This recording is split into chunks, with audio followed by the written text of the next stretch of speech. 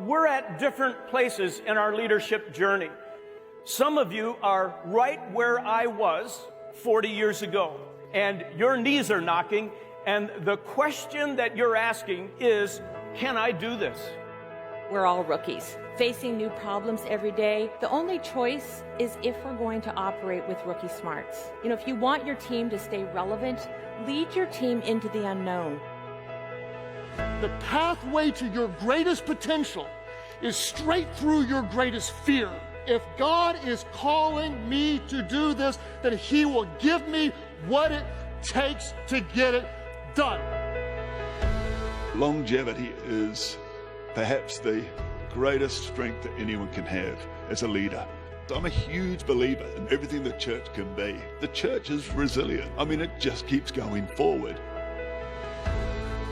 Most great leaders do not start as great leaders. They grow into great leaders. The critical question is, will you do whatever it takes to scale your leadership as the demands of your enterprise grow? The fastest way to change the feedback culture in any organization is for the leaders to become better receivers. If you don't know what you need to work on as a leader, you know who does? Everybody else. But you have to ask. One of the big blind spots that we have is that many of us wander around thinking we're givers when we're actually takers. Instead of thinking of success like a game of Battleship as takers do, givers are much more likely to ask, how could I become the rising tide that lifts all boats? The power of diversity is so great that diverse teams outperform smarter and more capable teams. For most leaders, the object of leadership is their own success. You will not find the definition of success until you help people to succeed. Art really isn't about drawing, it's about learning to see. And which businesses or which professions do you not want to have enhanced abilities to see? If you are brave enough, often enough, you are going to fail. There is nothing more dangerous to the critics and the cynics than those of us who are willing to fail because we've learned how to get back up.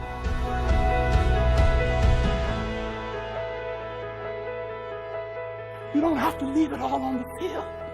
Christ left it all on the cross. The work is not about your name. It's about His name. It's about you bringing what you have, dumb ideas and all, saying, Lord, what I have, it may not be much, but that it is, I give it back to you. We are leaders. We have forfeited the right to make excuses. You're there to accomplish. You're there to lead. Lead toward the right direction. Come to work, not to work. Come to work to be part of a purpose. So in recent days, I have been reminded afresh just how much leadership matters. It matters in every industry. It matters across all disciplines. So leaders, I'm asking you again this year, step it up. Because if you do, the toys will get over the mountain. Missions will get accomplished. And the God we serve will receive the glory.